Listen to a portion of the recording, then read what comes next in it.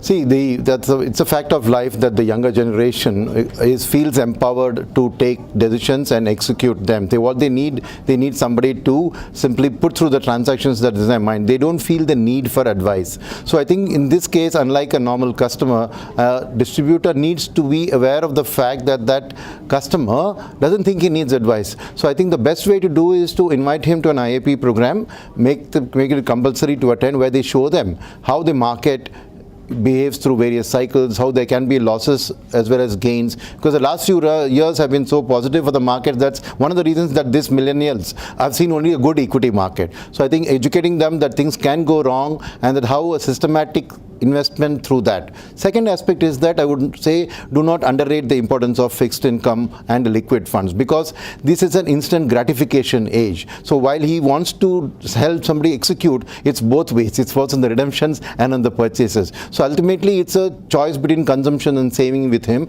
and it's a constant tussle. So I think if he is able to capture a greater wallet share, keep it in liquid funds and respond to his needs. So whenever he has a need to spend, he's there with the money. Whenever he then has surpluses, he saves it. I think that's the way that a long-term connect can be built with the millennial customer, that I am there for you at all times. So, see, the reason that you're asking me this question is that clearly the distribution business does not appear attractive to a person who wants to do something on his own, right?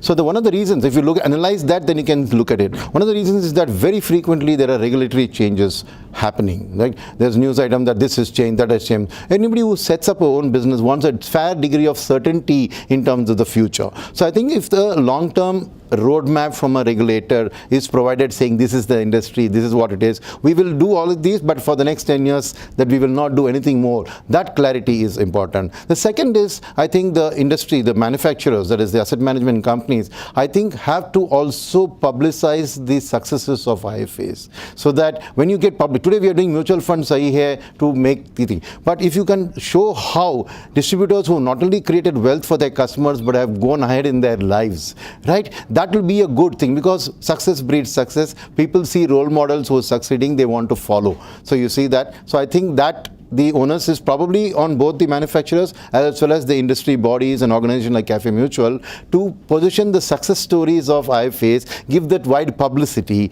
right, in various forms, so that general people feel, हाँ ये अच्छा business है जिसमें मेरे भी राजी होनी चाहिए.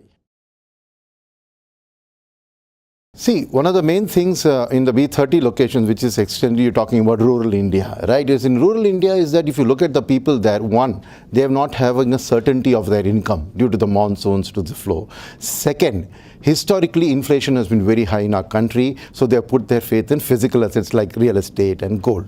These two things are now changing, in the environment, as the government is doing more in terms of rural infrastructure spending, rural consumption, NREGA schemes, and they are giving employment, non-farm employment. The composition of the population in rural is not so longer as dependent on agriculture. That is one. Second, you have seen that real estate and gold prices also have been falling recently. So I think what is needed is that to give a local language, pamphlets, easy distribution, hoardings, to explain to them how over the past few years the equity markets, the fixed income markets have delivered very good returns compared to these other physical asset classes. So I think keeping the communication simple and then taking it in the vernacular to those regions is the best way to build a connect. And the third thing is, if I remember right, that while individual mutual fund companies are not permitted to use celebrities, right? I think as an industry body, SEBI had indicated that you may use celebrities as an industry body to do.